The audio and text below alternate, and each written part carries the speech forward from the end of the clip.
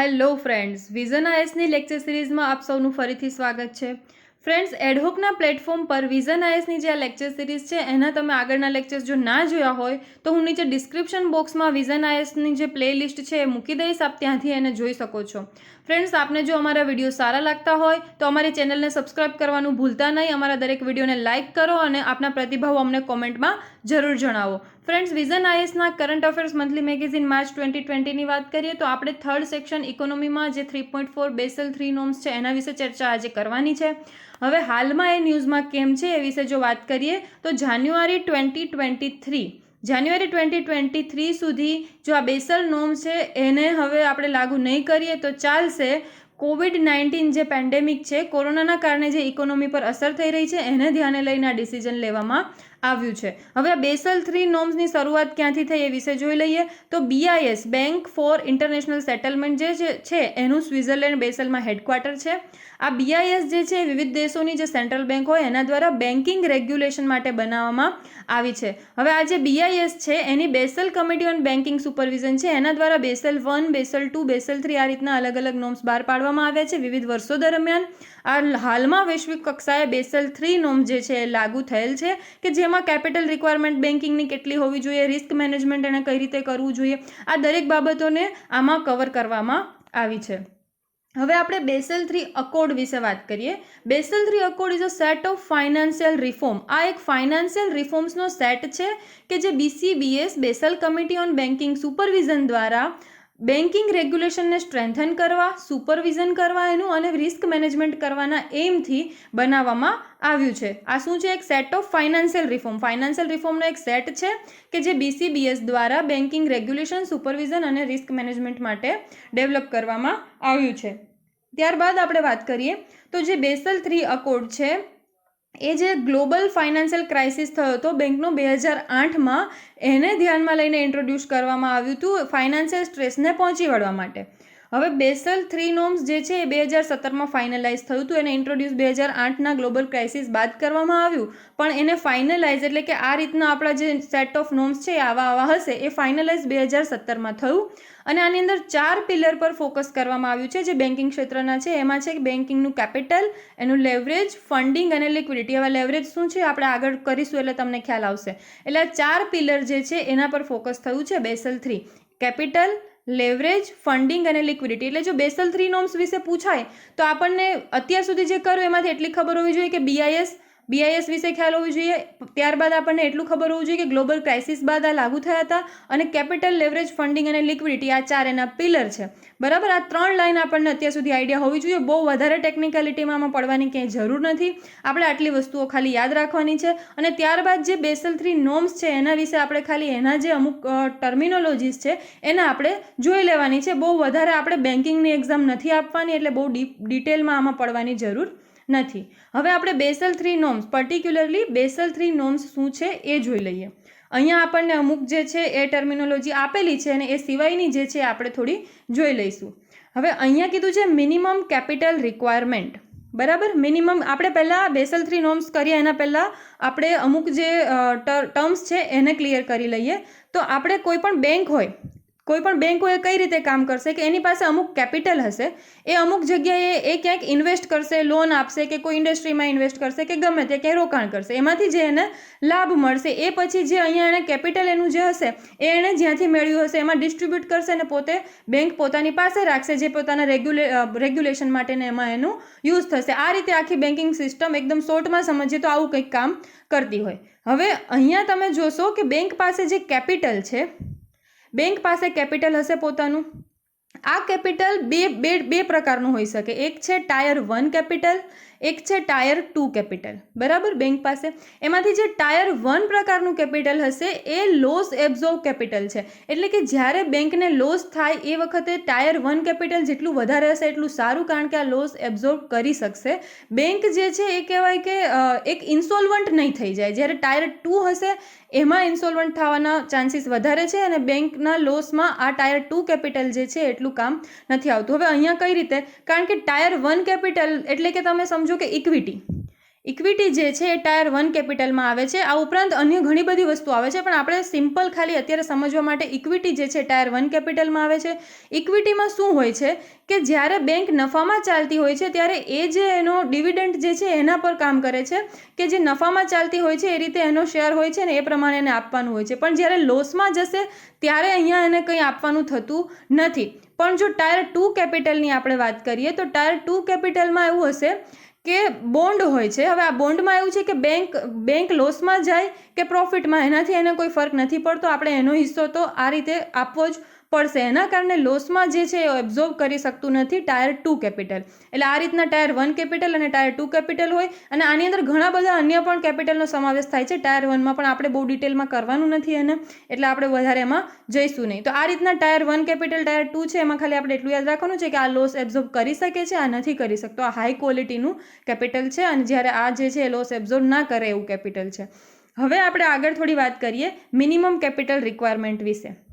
હવે minimum capital requirements એટલે અહીંયા શું કે બેંક પાસે ઓછામાં ઓછું આટલી ઇક્વિટી તો હોવી જ જોઈએ. અહીંયા શેની વાત કરી છે? કોમન ઇક્વિટી, કે આટલી ઇક્વિટી હોવી જોઈએ. એટલે ટાયર 1 જે છે એની અંદર અલગ અલગ હોય છે, એમાંથી બી કોમન ઇક્વિટી જે છે ને એ આટલી હોવી જોઈએ 4.5%. બહુ આંકડા અહીંયા આપણે યાદ રાખવાના નથી, કોઈ પૂછવાનું પણ નથી. આપણને ખાલી આઈડિયા હોવો જોઈએ કે બેસલ 3 નોર્મ્સમાં એક મિનિમમ કેપિટલ રિક્વાયરમેન્ટ જે છે એ આપેલી છે કે બેંક પાસે આટલી જે કોમન ઇક્વિટી હોવી જોઈએ. આ કોમન ઇક્વિટી 4.5% હોવી જોઈએ. પણ શેના 4.5% હોવી જોઈએ? તો કે રિસ્ક વેઇટેડ એસેટ્સના 4.5% હોવી જોઈએ. તો હવે અહીંયા પ્રશ્ન થાય કે રિસ્ક વેઇટેડ એસેટ્સ એટલે શું? હવે અહીંયા પણ બહુ ડિટેલમાં નથી જવું, ખાલી ઉપરથી સમજી લઈએ કે રિસ્ક વેઇટેડ એસેટ એટલે શું. આપણે વાત કરી કે બેંક જે છે શેના પર કામ કરે છે કે એની પાસે જે કેપિટલ હશે એ ક્યાંક લેન્ડ કરશે અને એમાંથી એને જે નફો મળશે એના પર આખું બેન્કિંગ સિસ્ટમ વર્ક કરશે. હવે અહીંયા એ જે જ્યારે લેન્ડ કરે છે એમાં કોઈને લોન આપે છે. ચલો આપણે એક લોનને એક્ઝામ્પલ તરીકે લઈએ કે એ લોન આપે છે. સપોઝ કે એક હોમ લોન છે અને એક એગ્રીકલ્ચર લોન છે, કોઈ ઇન્ડસ્ટ્રીને આપી છે, એ રીતની લોન છે. તો અહીંયા જ્યારે આપણે રિસ્કને કાઉન્ટ કરીશું તો હોમ લોન લગભગ પરત થઈ જાય છે. જ્યારે એગ્રીકલ્ચરમાં કેવું થાય છે, સિઝનલ હોય છે, ક્યારેક થાય ક્યારેક ના પણ થાય, ને ક્યારેક જે લોન માફી હોય એ પ્રકારનું જે સરકારને નિર્ણયો લેવા પડે છે તો ત્યારે એ લોસમાં પણ જાય. એટલે અહીંયા રિસ્ક શેમાં વધારે છે? લેન્ડિંગ રિસ્ક શેમાં વધારે છે? એગ્રીકલ્ચર લોન જે આપે છે એમાં. તો એનું વેઇટ વધારે હશે, એનું જે રિસ્ક વેઇટ છે એ વધારે હશે. તો આ રીતે અલગ અલગ જે લેન્ડિંગ બેંક અલગ અલગ ક્ષેત્રમાં કરે છે, અલગ અલગ જગ્યાએ, એ દરેકનું રિસ્ક વેઇટેજ જે છે એ ગણવામાં આવે છે. એના પર્સન્ટેજના આધારે અમુક એક રાશિ જે છે નક્કી કરવામાં આવે છે કે ભાઈ આટલું આપણું રિસ્ક વેઇટેજ એસેટ્સ છે, અને એ જે મળે છે એના 4.5% તમારે કોમન ઇક્વિટી રાખવાની હોય છે. એટલે તમારું જેટલું રિસ્ક તમે વધારે લેશો એટલી તમારે મિનિમમ જે કેપિટલ છે અલગથી રાખવું પડશે, કે એટલું તો બેંક પાસે હોવું જ જોઈએ. લોસમાં હોય કે પ્રોફિટમાં ડઝન્ટ મેટર, એટલી કોમન ઇક્વિટી બેંક પાસે હોવી જોઈએ મિનિમમ. બરાબર. ત્યારબાદ આપણે લેવરેજ રેશિયોની વાત કરીએ તો લેવરેજ રેશિયો શું છે? એ ટાયર 1 કેપિટલ છે. અહીંયા ઇક્વિટીની વાત નથી કરી, અહીંયા આખા ટાયર 1 કેપિટલની વાત કરી છે, જેમાં ઇક્વિટીનો પણ સમાવેશ થઈ જાય છે અને અન્ય બીજી બી વસ્તુઓનો સમાવેશ થાય છે, જે આપણે કંઈ યાદ રાખવાનું નથી. હવે જે ટાયર 1 કેપિટલ જે છે એ ટાયર 1 કેપિટલ ટોટલ જે કન્સોલિડેટેડ એસેટ્સ હોય છે બેંક પાસે એમાંથી ટાયર 1 કેપિટલ કેટલું હોવું જોઈએ. એટલે ટોટલ જે એના એસેટ્સ છે બેંકના એમાંથી ટાયર 1 જે છે કેટલું હોવું જોઈએ, એનો જે રેશિયો છે એને આપણે કહીશું લેવરેજ રેશિયો. બરાબર.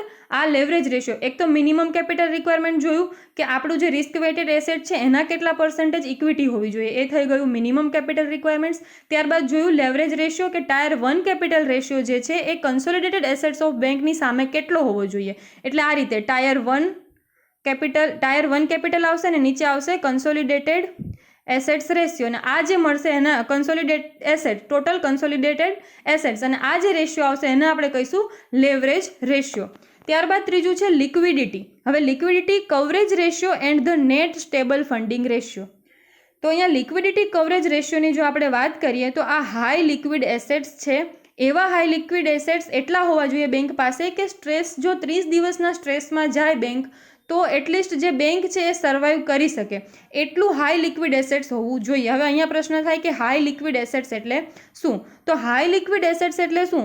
એસેટ્સ અલગ અલગ હોય, એમાં જેમ કે એવા એસેટ્સ કે જે તમે બજારમાં વેચવા જાઓ એટલે તરત જ તમને એનું એ વેચાય અને તમને એના પૈસા એટલે કે મની મળી જાય. તો અહીંયા જેમ કે તમે ગોલ્ડની વાત કરો, ગિલ્ડ એજ સિક્યુરિટીઝ જે છે એ બધું આવશે હાઈ લિક્વિડ એસેટ્સમાં, કે બજારમાં જતાં તરત જ લિક્વિડેટ થઈ જાય, તરત જ આપણે એને વેચી શકીએ, તો એને કહેવાશે હાઈ લિક્વિડ એસેટ્સ. આ ઉપરાંત જેમ કે તમે એવું કહો કે આપણે કોઈ લેન્ડમાં ઇન્વેસ્ટમેન્ટ કર્યું છે, તો આ લેન્ડનું જે ઇન્વેસ્ટમેન્ટ છે એને આપણે જ્યારે ફરી જોઈતું હોય, આપણે જો એને વેચવા જઈશું તો એ તરત આપણને પરત નહીં થાય. આના કારણે આને આપણે હાઈ લિક્વિડ એસેટ્સ નહીં કહીએ, આ લો લિક્વિડ એસેટ્સ છે. એટલે અહીંયા હાઈ લિક્વિડ એસેટ્સની વાત કરી છે કે એવા હાઈ લિક્વિડ એસેટ્સ બેંકે પોતાની પાસે રાખવાના રહેશે અમુક, કે જે 30 દિવસના સ્ટ્રેસને સહન કરી શકે બેંક, બરાબર. એને આપણે કહીશું લિક્વિડિટી કવરેજ રેશિયો. ત્યારબાદ છે net stable funding ratio. Net stable funding ratio એટલે શું કે NSFR requires bank to maintain stable funding above the required amount of stable funding for a period of 1 year of extended stress. એટલે જેટલું તમારે required amount છે stable ફંડિંગનું એનાથી અમુક થોડુંક વધારે હોવું જોઈએ, કે જે 1 વર્ષ સુધી જો કદાચ સ્ટ્રેસ હોય બેંક પર તો પણ બેંક સર્વાઈવ કરી શકે એટલું અમુક જે સ્ટેબલ ફંડિંગ છે એ તમારી પાસે મેન્ટેન કરેલું હોવું જોઈએ. એને આપણે કહીશું નેટ સ્ટેબલ ફંડિંગ રેશિયો. એટલે આ થઈ ગયું NSFR. તો આ 3 હતા. ત્યારબાદ આપણે અલગ જે છે એ પણ જોઈ લઈએ અમુક, કે જે બેસેલ 3 નોર્મ્સમાં વાત કરવામાં આવી છે, વિઝનમાં નથી આપ્યા. તો એ કયા કયા છે જોઈએ. તો પહેલું છે મિનિમમ કેપિટલ રિક્વાયરમેન્ટ. હવે એ તો આપણે જોયું, મિનિમમ કેપિટલ રિક્વાયરમેન્ટ એટલે કોમન ઇક્વિટી, જે આપણે રિસ્ક વેઇટેડ એસેટ્સ હોય એની સામે જે કોમન ઇક્વિટી રાખવાની હતી એને આપણે મિનિમમ કેપિટલ રિક્વાયરમેન્ટ કીધું, બરાબર. એ આપણે વિઝનમાં હમણાં કર્યું. બીજું જે છે એ છે capital to risk weighted ratio અથવા તો કેપિટલ એડિક્યુઅસી રેશિયો. અહીંયા કન્ફ્યુઝ નથી થવાનું, ક્યારેક અમુક મટીરિયલમાં તમને કેપિટલ એડિક્યુઅસી રેશિયો વાંચવા મળશે તો ક્યારેક તમને capital to risk weighted ratio. આ બંને એક જ વસ્તુ છે, બરાબર. હવે આ જે capital to risk weighted ratio છે એ શું છે, તો કે તમારું જે રિસ્ક વેઇટેડ એસેટ્સ છે, રિસ્ક વેઇટેડ એસેટ્સ એટલે શું એ આપણે પહેલાં જોઈ લીધું છે. જે રિસ્ક વેઇટેડ એસેટ્સ છે એની સામે તમારું ટાયર 1 અને ટાયર 2 કેપિટલ હોય એનો જે આ રેશિયો બનશે ને એને કહેવાશે capital to risk weighted ratio અથવા તો કેપિટલ એડિક્યુઅસી રેશિયો. જે રિસ્ક વેઇટેડ એસેટ્સ છે એના સામે ટાયર 1 અને ટાયર 2 જે આપણું કેપિટલ હોવું જોઈએ એ રેશિયો જે મેન્ટેન કરવાનો હોય એ. અને આ જે રેશિયો છે એ બેસલ દ્વારા 8% કહેવાયો છે, જ્યારે RBIએ આપણને 9% બેંકને મેન્ટેન કરવાનો કીધો છે. એટલે કે તમારું રિસ્ક વેઇટેડ એસેટ્સ, ધારો કે રિસ્ક વેઇટેડ એસેટ્સ 100 હોય તો એની સામે તમારે 9 જે છે એ ટાયર 1 પ્લસ ટાયર 2 કેપિટલ જે છે એ મેન્ટેન કરવું પડશે, બરાબર. 9% છે એટલે આ રીતે ટાયર 1 અને ટાયર 2 કેપિટલ જે છે એટલું રાખવાનું છે. ત્યારબાદ જે રેશિયો છે એ છે કેપિટલ કન્વર્ઝેશન બફર. હવે જે આ CCB જે છે, જે કેપિટલ કન્વર્ઝેશન બફર, એ શું છે તો કે જ્યારે ઇકોનોમીનો નોર્મલ પીરિયડ ચાલુ હોય ને, જ્યારે બેંકનો નોર્મલ પીરિયડ, એ વખતે અમુક જે કેપિટલ છે એ અલગથી રાખવાનું હોય છે ને, એ જે છે એને કહેવાશે કેપિટલ કન્વર્ઝેશન બફર. એ હોય છે 2.5% રિસ્ક વેઇટેડના. પણ આ જે છે ને એ ઓનલી ટાયર 1 હશે, ટાયર 1 કેપિટલ જ રાખવાનું છે. આ જે CCB જે છે ને એ ટાયર 1ની જ વાત કરે છે, કારણ કે એ જે છે એ જલ્દીથી લિક્વિડેટ બી થઈ જશે અને ફરીથી આપણે જલ્દીથી મેળવી શકીશું. અને આનો મેઇન ઉદ્દેશ્ય એ જ હોય છે કે જે મિનિમમ કેપિટલ મેન્ટેન કરવાનું હોય છે ને, તો મિનિમમ કેપિટલ આપણે વાત કરી હતી કે બેંક લોસમાં હોય કે પ્રોફિટમાં એને મેન્ટેન કરવું જ પડે. એટલે જે વખતે લોસમાં જશે ને ત્યારે મિનિમમ કેપિટલ જે છે ને એનો યુઝ આપણે ના કરવો પડે, એટલે એ મેન્ટેન આપણું રહે. એના સિવાયનું જે આ બફર આપણે ક્રિએટ કર્યું હોય ને એ બફરમાંથી યુઝ કરી અને બેંકને આપણે લોસમાંથી બહાર કાઢી દઈએ, તો એને આપણે CCB કહીએ છીએ. એટલે કેપિટલ કન્વર્ઝેશન બફર આ શું છે, આ ટાયર 1 કેપિટલ છે જે 2.5% હોવું જોઈએ.